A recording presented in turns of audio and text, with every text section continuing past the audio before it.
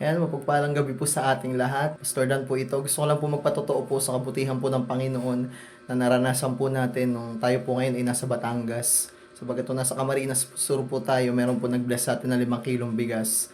At sabi ko sa mga kasama ko, huwag namin galawin at ibigay namin sa mga nangailangan. At hinati po namin yun sa apat, kung di ako nagkakamali. Hinati namin sa apat, pinabigay po namin dun sa mga needy na kapitbahay namin. Kasi grabe po yung kapitbahay po namin na nung bumagyo po doon ay nasira po yung kanyang bahay at nung tinatayo niya po yung kanyang bahay ay ano lang po kahoy tsaka parang pantabing lang po. Di ginawa po namin, biniless po namin sapagat natutunan po natin niya kay Pastor Jan at kay Tatay Apostle po na kapag biniless tayo, i-bless din po natin yung iba. Purihin po ang Panginoon, nakatin po tayo sa Bishop and Pastors Conference po sa Jesus is Our Shield ay kitang-kita ko po yung pagbabalik po ng Panginoon from 5 kilo po na pinagbahabahagi po namin sa 4 na katao. Kami pong 4 na missionary nila Pastora Mona, Pastora Jen and Mark ay bumalik po sa amin ng grabe. Sabi ko po kasi sa kanila, ipamigay po natin, i-bless po natin yung iba. Maniwala kayo sa akin, maniwala kayo sa Lord na i-bless tayo ng Lord isang sakong bigas. Pero grabe po yung binigay sa amin po ng Lord.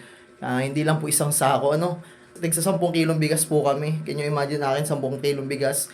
Kay Pastora mo ng 10 kilo na bigas, kay Pastora Jen, at grabe po, by the grace of God, may nag-bless din po kay Mark na 10 kilo na bigas, bali 20 kilos. Can you imagine po, from 5 bigas ang pinabigay po natin sa mga needy ay bumalik po sa amin ng sobra-sobra. At ito po yun, so may patotoo sa inyo. Yan. 10 kilo po yan na binless po tayo ng Lord through Jesus is our shield. Kaya po, kapag binless po tayo ng Panginoon, wag po agad natin angkinin.